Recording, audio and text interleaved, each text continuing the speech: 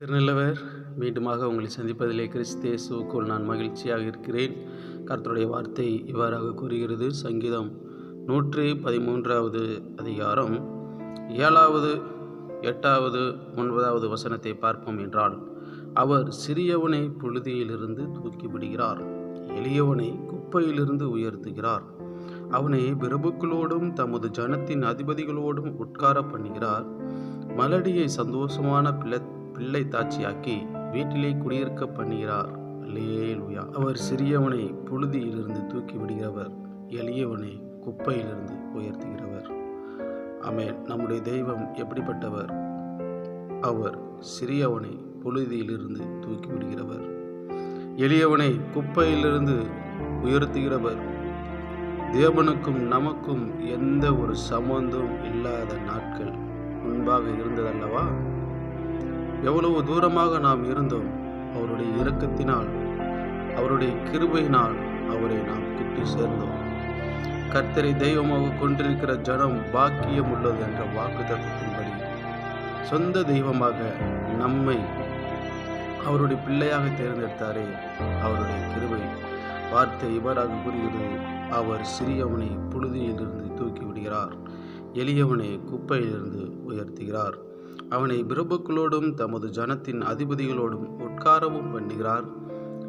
மலடியை சந்தோஷமான பிள்ளைத்தாட்சியாக்கி வீட்டிலே குடியிருக்க பண்ணுகிறார். இந்த சம்பவம் எங்கு நடந்தது?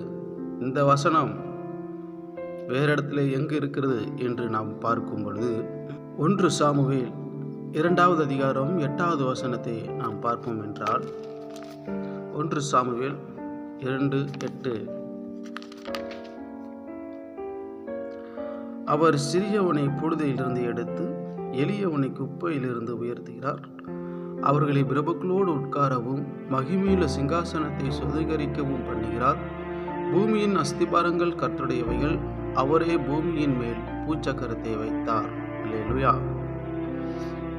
சாமுவேல் 2வது அதிகாரம் எப்படிப்பட்ட அதிகாரம் என்று நாம் பார்க்கும் பொழுது முதல் வசனத்தை நாம் பார்ப்போம் என்றால், அப்பொழுது அன்னாள் ஜெபம் பண்ணி, என் இருதயம் கர்த்தருக்குள் கலிகிறது, என் கொம்பு கர்த்தருக்குள் உயர்ந்திருக்கிறது, என் பகைஞரின் மேல் என் வாய் திறந்திருக்கிறது, உம்முடைய இரட்சிப்பினால் சந்தோஷப்படுகிறேன் என்று ஆரம்பிக்கப்பட்டிருக்கிறதை இங்கு நாம் பார்க்கிறோம்.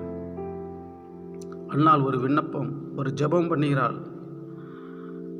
அதற்கு முன்னாடி இருந்த அதிகாரத்திலே பார்ப்போம் என்றால், வேதனையோடு இருந்த அன்னாள், துக்கத்தோடு இருந்த அன்னாள், மனபாரங்களோடு இருந்த அன்னாள், குழந்தை பாக்கியம் இல்லாமல் ஒரு குழந்தை, ஆண் குழந்தையை கொடுத்ததாகில் நான் உம்முடைய சமூகத்திலே, உம்முடைய சன்னிதானத்திலே நான் விட்டுவிடுவேன் என்று பொருத்தனை பண்ணினாள். முதல் அதிகாரம் 11வது வசனத்திலே பார்ப்போம் என்றால், அதே அதிகாரம் 15வது வசனத்திலே கீழ்ப்பகுதியை பார்ப்போம் என்றால், நான் கர்த்தருடைய சந்நிதியில் என் இருதயத்தை ஊற்றிவிட்டேன். தேவாலயத்திலே அவள் அழுதி புலம்புகிறதை ஏலி கண்டு, ஏன் குடித்து விரித்திருக்கிறாய் என்று கேட்கும் பொழுது அவள் கூறுகிறார், நான் அப்படியல்ல ஆண்டவனே, மன கிளேசமுள்ள ஸ்திரீ, நான் மன குழப்பத்திலே, மன வேதனையிலே, மன பாரங்களில் உள்ள ஸ்திரீ. அவருடைய சன்னிதானத்திலே வந்து என்னுடைய இருதயத்தை நான் ஊற்றிவிட்டேன் என்று சொல்லியிருக்கிறது என்று நாம் பார்க்கிறோம். கர்த்தர் அன்னாளை நினைவு கூர்ந்து ஒரு ஆண் குழந்தையை கொடுக்க காரியத்தை இந்த அதிகாரத்திலே நாம் பார்க்கின்றோம். இப்பொழுது அன்னாள் ஜெபம் பண்ணுகிறாள், என் இருதயம் கர்த்தருக்குள் கலிகிறது என்று. அல்லேலூயா.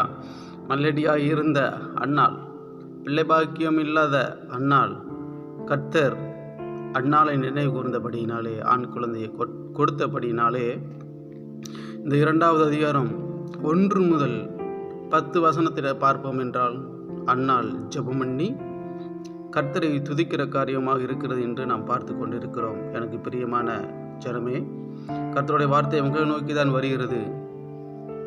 உங்களுடைய எதிர்காலங்கள், உங்களுடைய தொழில்கள், உங்களுடைய மன பாரங்கள், உங்களுடைய பொருளாதார காரியங்கள் மலட்டுத்தன்மையாக இருக்கிறதா? கர்த்தருடைய வார்த்தை உங்கள் நோக்கி தான் வந்து கொண்டிருக்கிறது. நீங்கள் தேவ சமூகத்திலே, தேவனுடைய ஆலயத்திலே சென்று, அவருடைய சன்னிதானத்திலே சென்று, அவருடைய ஜெப அறையிலே சென்று நீங்கள் அன்னாளை போல உங்களுடைய இருதயத்தை ஊற்றி ஜெபிக்கும் பொழுது கர்த்தர் அன்னாளை நினைவு கூர்ந்தது போல உங்களை நினைவு கூற அவர் நல்லவராகவே இருக்கிறார். எனக்கு பிரியமான கர்த்தருடைய பிள்ளைகளே, நாளை நினைவு கூர்ந்த தெய்வம் இந்த நாளில் உங்களை நினைவு கூறுவார், உங்களை ஆசீர்வதிப்பார். அப்பொழுது அன்னாள் ஜெபம் பண்ணி கர்த்தரை துதிக்கிற காரியமாக இருக்கிறது.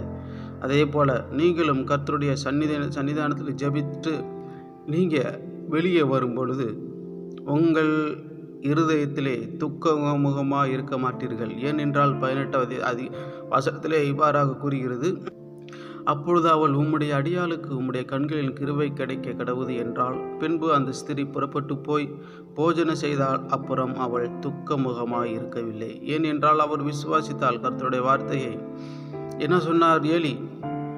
நீ சமாதானத்தோட போ, நீ இஸ்ரவேலின் தேவனிடத்தில் கேட்ட உன் விண்ணப்பத்தின்படி அவர் உனக்கு கட்டளையிடுவாராக. அல்லேலூயா. இந்த வார்த்தையை அவன் உள்ளத்திலே ஒரு தேறுதல், அவள் உள்ளத்திலே ஒரு சந்தோஷம், அவள் உள்ளத்திலே ஒரு மகிழ்ச்சி கொடுத்தபடினாலே அவள் துக்கமுகமாக இருக்கவில்லை.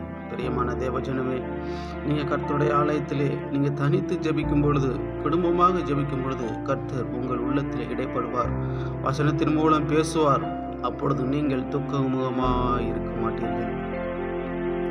துக்கமுகமாக இருக்க மாட்டீர்கள். அன்னாள் பாடினது போல, அன்னாள் ஜெபித்தது போல, அன்னாள் துதித்தது போல, அவர் சிறியவனை புழுதியிலிருந்து எடுத்து எளியவனை குப்பையிலிருந்து உயர்த்துகிறார். அவர்களை பிரபுக்களோடு உட்காரவும் மகிமையுள்ள சிங்காசனத்தை சுதந்திரிக்கவும் பண்ணுகிறார். பூமியின் அஸ்திபாரங்கள் கர்த்தருடையவைகள், அவரே அவைகளின் மேல் பூச்சக்கரத்தை வைத்தார் என்று அன்னாள் பாடுவதை போல, துதிப்பது போல, ஜெபிக்கிறது போல நாமும் ஜெபிப்போம். பிரியமானவர்களே, அதை தான் சங்கீதம் 113வது அதிகாரத்திலே எழுதப்பட்டிருக்கிறது. மகடியை சந்தோஷமான பிள்ளைத்தாட்சியாக்கி வீட்டிலே குடியிருக்க பண்ணுகிறார். எனக்கு பிரியமான தேவஜனமே, கர்த்தர் கண்டிப்பாய் உங்களை ஆசீர்வதிப்பார். கர்த்தர் கண்டிப்பாய் உங்கள் ஜெபத்திற்கு பதில் கொடுப்பார். நீங்கள் ஒன்றே ஒன்று செய்ய வேண்டியதான். அன்னாளை போல தேவ சமூகத்தில் நீங்கள் காத்திருக்கணும். அன்னாளை போல தேவ சமூகத்தில் உங்கள் இருதயத்தை ஊற்றிவிடணும். அன்னாளை போல பொருத்தனை பண்ணணும். கர்த்தர் உங்களுடைய பொருத்தனையை அங்கீகரித்து உங்கள் மனபாரத்தில் எல்லாம் நீக்கி போட்டு இந்த வசனத்தின்படி உங்களை ஆசீர்வதிக்க அவர் நல்லவராகவே இருக்கிறார். ஆமென்.